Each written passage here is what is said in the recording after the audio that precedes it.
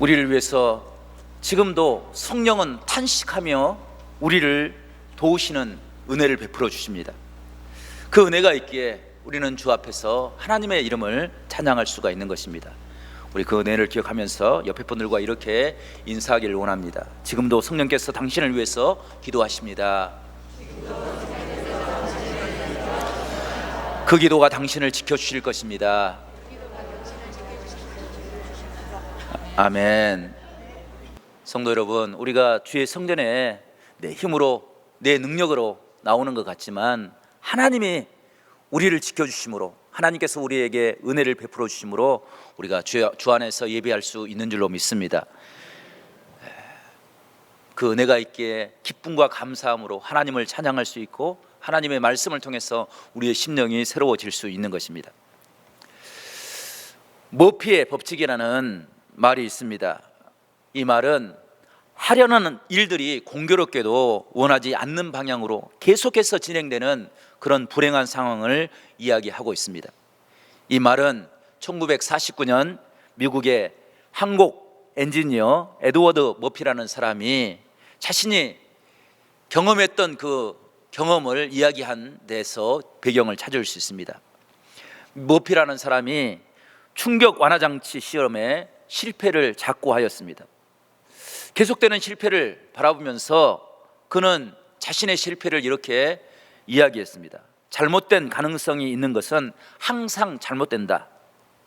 이 말에서 머피의 법칙이 유래했다는 것입니다. 불운이 겹쳐서 큰 낭패를 보는 삶의 모습을 안타까운 마음을 가지고 표현한 이야기입니다. 우리의 삶이 그런 모습이 참 많았던 것 같습니다. 그래서 우리 속담에도 이런 상황을 이렇게 표현합니다. 뒤로 자빠져도 코가 깨진다. 개똥도 약에 쓰려고 하면 없다라는 표현을 했습니다. 뒤로 자빠져도 코가 깨지는 그런 불행한 일들이 우리 가운데 있다는 것입니다. 평소에 흔하게 일어나는 일, 많은 것들이 벌어졌던 그 일들조차도 찾으려고 하면 찾을 수가 없는 것이 우리들의 모습이라고 이야기하고 있는 것입니다. 우리 시대를 살펴보면 정말 우리 시대는 혼란이 겹쳐서 큰 위기를 맞이하고 있는 시대를 살아가고 있습니다. 러시아와 우크라이나가 전쟁을 치렀는데 그 여파로 온 세계가 편 나누기를 하고 정치적인 극한 대립의 상황을 살아가고 있습니다. 우크라이나 전쟁으로 인해서 병사들뿐 아니라 많은 민간인들이 희생을 당하고 있습니다. 그 전쟁은 우크라이나에 제한된 것이 아니라 전 세계를 위험에 빠뜨리고 있습니다. 열악한 후진국에서는 식량이 부족해서 많은 사람들이 굶주려서 죽어가고 있습니다. 고유가와 원자재 가격이 높아져서 인플레이션이 국가 경제들을 흔들고 있습니다. 치솟는 기름 가격 때문에 서민들이 고통을 당하고 원자재 값을 잡을 수 없어서 기업들이 어려움을 겪고 있습니다. 전기세, 가스비, 식당의 음식값, 모든 식료품들 우리가 피부로 느낄 만큼 많이 치솟아 올라 있습니다. 뿐만 아니라 새로운 코로나19 변이인 켄타우로스라는 변이가 우리나라에서 발견이 되어서 방역당국이 긴장하고 있습니다. 이 켄타우로스라는 변이는 면역 회피 능력을 가지고 있다고 합니다. 그래서 과거에 이미 코로나19에 걸려서 항체를 가지고 있는 사람도, 백신을 맞은 사람도 다시 쉽게 재감염이 될 수 있다는 것입니다. 항체 치료제 효과보다도 효과를 낮추는 그런 능력을 가지고 있습니다. 미국 아칸소 주립대학에서 3개월 동안 인도에서 켄타우로스 변이를 연구했습니다. 이 변이는 오미크론 변이보다도 3.24배나 전파력이 빠른 것으로 연구되었습니다. 이런 상황을 보면 정말 우리의 상황이 너무 극한 상황으로 달리고 있다라는 모습을 고백할 수밖에 없습니다. 모든 상황이 비관적인 모습들을 예견할 수밖에 없는 것이 우리들의 모습입니다. 이런 어려운 상황을 뚫고 나갈 돌파구가 보이지 않습니다. 미래에는 더욱더 어두운 모습을 가지고 있습니다. 그럼에도 불구하고 우리가 이런 상황을 살아가는 믿음의 사람들에게 필요한 것이 있는데, 그것은 때를 분별하는 지혜입니다. 우리가 지금 이 상황에서 무엇을 해야 될지, 이 때가 우리에게 어떤 사명을 이야기하고 있는지 깨닫고 그 은혜를 회복하는 것, 그것이 우리 성도들 향한 하나님의 음성인 줄로 믿습니다. 세상이 울부짖고 있을 때 그 음성을 우리 모두가 듣고 분별하여 하나님의 능력을 드러내는 복된 은혜의 사람들이 될 수 있기를 간절히 축원합니다. 성경을 살펴보면 말씀에 등장하는 인물들을 크게 두 가지로 구분해서 이야기할 수 있을 것입니다. 첫 번째는 자신의 처한 상황이 어떤 상황인지, 어떤 때인지를 구별하지 못하고 준비하지 못하고 구하지 못하며 살아가는 사람들입니다. 그들은 자신이 처한 상황을 알지 못하기 때문에 세상이 흘러가는 대로 절망과 좌절과 탄식하며 살아갑니다. 사무엘상 1장을 보게 되면 엘리 제사장의 모습이 등장합니다. 그는 사사시대와 선지시대를 잇는 매우 중요한 시대를 살았습니다. 하나님께서 이스라엘 백성들을 축복해 주셔서 부족국가에서 왕정 시대로 이끌어 나갈 사람을 찾으셨습니다. 그 사명을 감당할 수 있는 유일한 사람, 그 사람이 바로 엘리였습니다. 그는 실로에서 모든 사람들을 하나님의 말씀으로 인도하는 제사장이었습니다. 하지만 그는 자신의 때를, 자신이 살아가고 있는 삶의 순간이 어떤 때인지를 깨닫지 못했습니다. 그래서 전혀 자신의 사명을 감당하지 못하였습니다. 사무엘상 3장 1절을 보게 되면 이렇게 기록하고 있습니다. 아이 사무엘이 엘리 앞에서 여호와를 섬길 때에는 하나님의 말씀이 희귀하여 이상이 흔히 보이지 않더라. 성도 여러분, 이 말씀이 무슨 말입니까? 엘리가 제사장으로 하나님의 말씀을 선포하고 하나님을 섬겼습니다. 그런데 이상이, 하나님의 말씀이, 하나님께서 그를 향하여 말씀하시는 은혜를 깨닫지 못했습니다. 그래서 하나님은 제사장 엘리보다도 어린 사무엘에게서 하나님의 나라가, 하나님의 뜻이 이루어질 가능성을 발견하였다는 것입니다. 엘리는 하나님의 뜻을 깨닫지 못함으로 불행한 최후를 맞이했습니다. 하지만 성경을 살펴보면 엘리처럼 시대의 상황을 깨닫지 못하고 살아가는 사람이 있는가 하면 자신이 감당해야 될 뜻을 온전히 깨달음으로 하나님의 은혜를 드러냈던 사람들이 있습니다. 그 대표적인 사람이 에스더입니다. 에스더는 바사 왕국의 왕비가 되었습니다. 바사 왕국은 우리가 역사에서 역사를 배우면서 들었던 페르시아 왕국을 의미합니다. 페르시아 왕국, 얼마나 큰 왕국이었고 큰 능력을 가진 나라였습니까? 그 나라의 왕비가 된 에스더에는 이제 고생 끝, 행복 시작이었습니다. 세상을 호령하는 그 나라의 왕비가 되었으니 아무런 근심과 염려 없이 살아갈 수 있었습니다. 그런데 그때에 이스라엘 백성들에게 생각지 못한 어려운 사정이 벌어졌습니다. 하지만 왕비였기에 그것을 모른 채 넘어갈 수 있었습니다. 그런데 에스더는 그 상황에 자신이 왜 그 자리에 서 있는지를 깨닫게 되었습니다. 자신이 지금 왕비가 된 것은 이 사건을 위함이라고 고백하고 금식하며 자신의 모든 것을 다 내려놓고 하나님 앞에 엎드려 기도하였습니다. 그리함으로 민족을 구하고 행복한 참된 믿음의 삶을 살 수 있게 된 것입니다. 성도 여러분, 우리가 주의 성전에 올 때마다, 주의 말씀을 들을 때마다 이런 하나님의 말씀을 깨닫고 세상을 바라볼 수 있는 참된 믿음의 시각을 회복하며 살아갈 수 있기를 간절히 축원합니다. 오늘 말씀에도 그 때를 분별하여서 하나님의 사명을 감당하는 믿음의 사람들을 만날 수 있습니다. 그 사람들이 누구이며 그들이 어떤 사명을 감당했는지 우리가 살펴보면서 은혜를 받기를 원합니다. 오늘 우리가 읽었던 말씀은 초대 예루살렘 교회가 가장 강력한 능력을 나타냈던 그런 때를 기록하고 있습니다. 성도 여러분, 예루살렘 교회는 어떤 교회였습니까? 예루살렘 교회는 처음부터 이렇게 강력한 능력을 나타내는 교회가 아니었습니다. 그들은 마치 목자를 잃어버린 양들처럼 기가 죽고 두려움 가운데 빠져 있었습니다.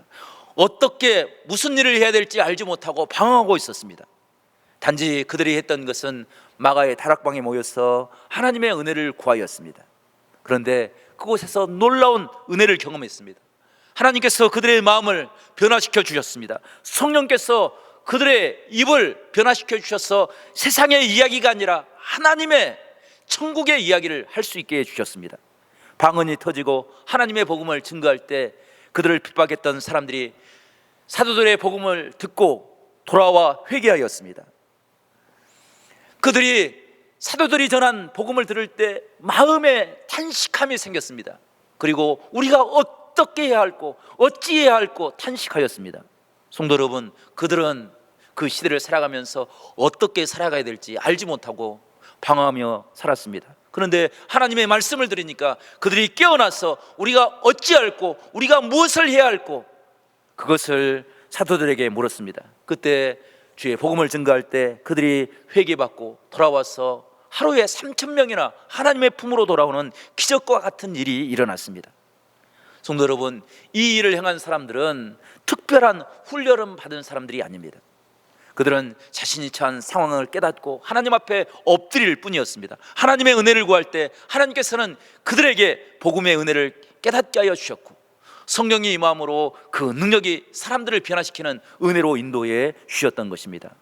성도 여러분, 우리가 성전을 찾을 때마다 이런 하나님의 은혜가 우리 가운데 임할 수 있기를 간절히 축원합니다. 성령께서 강하게 우리의 심령 가운데 임재함으로 세상을 향한 두려움의 생각을 가지고 살아가는 것이 아니라 하나님이 주신 말씀의 은혜를 의지해서 하나님께서 선포하시는 그 능력을 이 땅에 드러내는 우리 모두가 될 수 있기를 간절히 축원합니다. 살아계신 하나님이 지금도 우리를 통해서 하나님의 뜻을 이루기를 원하고 계시는 것입니다. 성도 여러분, 주의 은혜를 구할 때 우리의 심령이 하나님의 말씀으로 가득 채워짐으로 그 은혜가 우리의 삶을 변화시키는 축복이 될 수 있기를 간절히 축원합니다. 히말리아 산속 동굴에서 평생을 기도하며 하나님의 뜻을 구했던 한 수도사가 있었습니다. 어느 날 그곳에 수도원을 운영하는 원장이 찾아와서 자문을 구했습니다. 그 수도원에 많은 사람들이 몰려들어서 큰 부흥의 역사를 이뤘습니다. 그런데 갑자기 많은 사람들이 떠나가기 시작했습니다. 이제 수도원의 문을 닫을 수밖에 없는 그런 상황에 처해 있었습니다. 그래서 수도원을 어떻게 하면 다시 부흥할 수 있을까? 그 답을 얻기 위해서 수도원 원장이 그 수도사를 찾아갔습니다. 그 수도사가 수도원 원장에게 이렇게 이야기했습니다. 수도원이 그렇게 쇠락한 것은 당신들이 죄를 지었기 때문입니다. 원장이 이 이야기를 듣고 깜짝 놀랐습니다. 아니, 우리가 수도원에서 무슨 죄를 지을 수 있다는 말입니까? 수도원에서 우리가 살인을 저지를 수 있겠습니까? 아니면 강도질을 하겠습니까? 아니면 간음을 하겠습니까?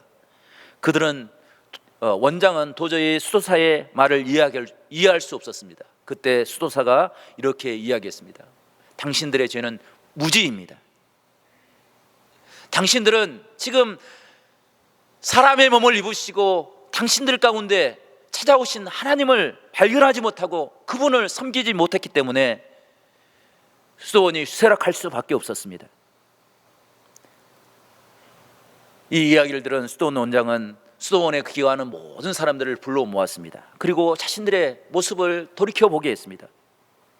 하나님이 사람의 몸을 입으시고 우리 가운데 계시다는데 지금까지 우리는 우리 형제들이 부족할 때 형제들을 비난하곤 하고 그들이 연약할 때 그들의 연약함을 비웃었습니다.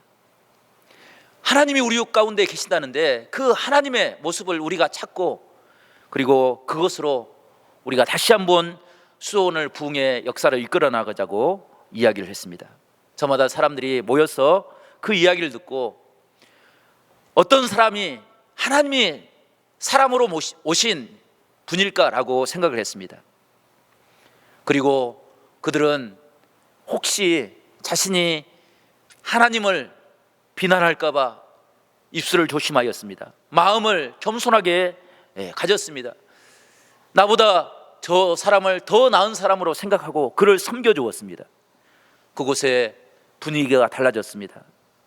수도원에 은혜가 넘쳐났습니다. 그 소식을 듣고 사람들이 몰려오기 시작했습니다. 그곳에 하나님이 계시다는, 하나님의 말씀에 은혜가 있다는 사실을 듣고 사람들이 그곳에 몰려와서 다시 부흥의 역사를 이루었다라는 그런 이야기가 있습니다. 성도 여러분, 지어낸 이야기처럼 보이지만 우리의 모습이 그렇지 않나라는 생각을 해봅니다.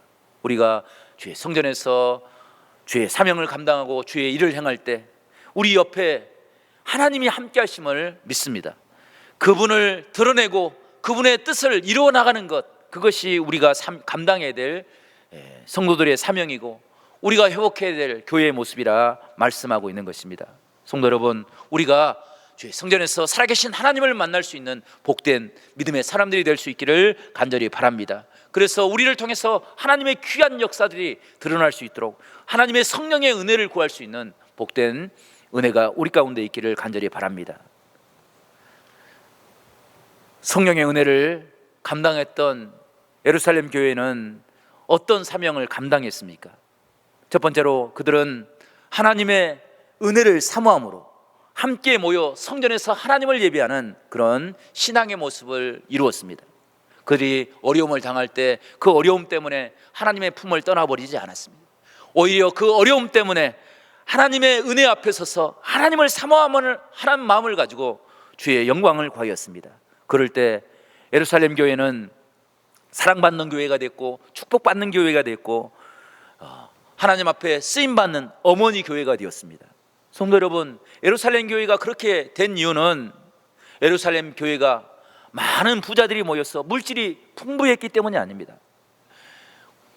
귀족들이나 권력을 가지고 있는 정치가들이 몰려서 교회에 큰 힘을 실어줬기 때문이 아닙니다.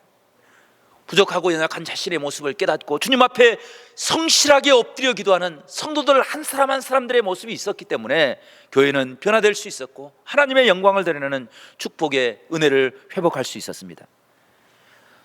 마가의 다락방에 모였던 120명의 성도들은 그 비좁은 곳에서 두려움을 이겨내기 위해서 하나님의 말씀을 붙잡고 엎드려 기도했습니다. 모여서 기도할 때 하나님의 성령이 불꽃과 같이 바람과 같이 임하여서 온 성도들이 하나 되게 하였습니다. 한 사람도 하나님의 말씀을 듣고 탄식하거나 부정하거나 사람들을 반대하지 않았습니다. 하나가 되어서 똘똘 뭉쳐서 하나님의 사명을 감당하는 그런 일을 이루었던 것입니다. 오늘 46절 말씀 보게 되면 그 모습을 이렇게 고백하고 있는데 46절 말씀을 저와 여러분이 함께 읽어보겠습니다. 46절 말씀입니다. 시작. 날마다 마음을 같이하여 성전에 모이기를 힘쓰고 집에서 떡을 떼며 기쁨과 순전한 마음으로 음식을 먹고. 아멘. 성도 여러분, 날마다 한 마음 같은 마음을 품고 성전에 모였습니다. 사모하는 마음을 품고 하나님의 은혜를 구하였습니다. 그때 그들의 마음에 기쁨과 순전한 마음이 늘 가득하여서 함께 나누고 내가 가진 것 나의 것이라고 이야기하지 않고 필요한 사람들에게 공급하여 주고 함께 은혜를 나눌 때 그곳에 하나님의 천국의 역사가 임하였던 것입니다. 그 은혜를 경험할 때 교회는 날마다 하나님의 부흥의 역사를 이루었습니다. 120명에서 3,000명으로 3,000명에서 5,000명으로 성장하는 교회의 역사가 이루어졌습니다. 이 성장은 자연적인 성장이 아닙니다. 목숨을 걸고 교회를 지켰던, 자신의 모든 것을 다 내어놓고 하나님의 뜻을 구하였던 성도들이 있었기 때문에 그런 부흥의 역사가 일어났던 것입니다. 성도 여러분, 우리도 간절한 마음으로 주 앞에 설 수 있기를 간절히 바랍니다. 예배를 통해서 허락하시는 하나님의 은혜와 축복을 사모하는 복된 믿음의 은혜를 회복할 수 있기를 간절히 바랍니다. 그들을 향하여 주님께서는 이렇게 축복의 말씀을 허락하여 주십니다. 마태복음 18장 20절 말씀 보면 너희가 두세 사람이 내 이름으로 모인 곳에 내가 함께 있으리라. 아멘. 성도 여러분, 초대교회가 그렇게 부흥의 역사, 아름다운 역사를 이루었던 것은 그들에게 힘이 있었기 때문이 아닙니다. 너희들이 모이는 곳에, 너희들이 함께하는 곳에, 주의 이름을 구하는 곳에 주님께서 함께 하시고 성령께서 함께 하실 것을 약속해 주셨기 때문입니다. 우리에게도 그런 아름다운 신앙의 역사가 늘 함께 할 수 있기를 간절히 축원합니다. 두 번째로, 예루살렘 공동체는 힘들고 어려운 순간들을 바라보면서 절망하며 좌절한 교회가 아니었습니다. 그 문제를 주님 앞에 가지고 나와 엎드려 기도함으로 하나님의 능력을 드러내는 교회가 되었던 것입니다. 오늘 읽지 않았지만 42절 말씀 보게 되면 이렇게 기록되어 있습니다. 그들이 사도의 가르침을 받아 서로 교제하고 떡을 떼며 오로지 기도하기를 힘쓰니라. 아멘. 성도 여러분, 예루살렘 교회는 문제가 있을 때, 어려움이 닥칠 때 어떤 상황도 포기하지 아니하고 그 삶의 모습을 가지고 하나님 앞에 나와서 엎드려 기도했습니다. 오로지 기도했다라고 말씀합니다. 이것이 교회의 능력이고 성도의 능력이 되는 줄로 믿습니다. 기도의 성공이 신앙의 성공이 되는 것입니다. 기도의 성공이 우리의 삶의 성공이 되는 것입니다. 하나님께서 응답하시고 하나님께서 친히 다스리시는 그 은혜가 있기에 지금도 우리를 버리지 아니하시고 우리를 찾아오셔서 하나님의 은혜를 준비하시고 예배하시는 하나님의 능력이 있기에 우리는 날마다 주님 앞에 엎드려 기도해야 되는 것입니다.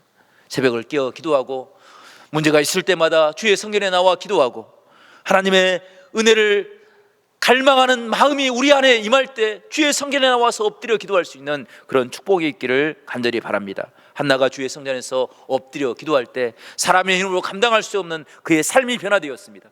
하나님께서 허락하시는 그 놀라운 축복을 고백하며 하나님의 이름을 찬양할 수 있었습니다. 성도 여러분, 교회는 기도로 하나 되는 공동체입니다.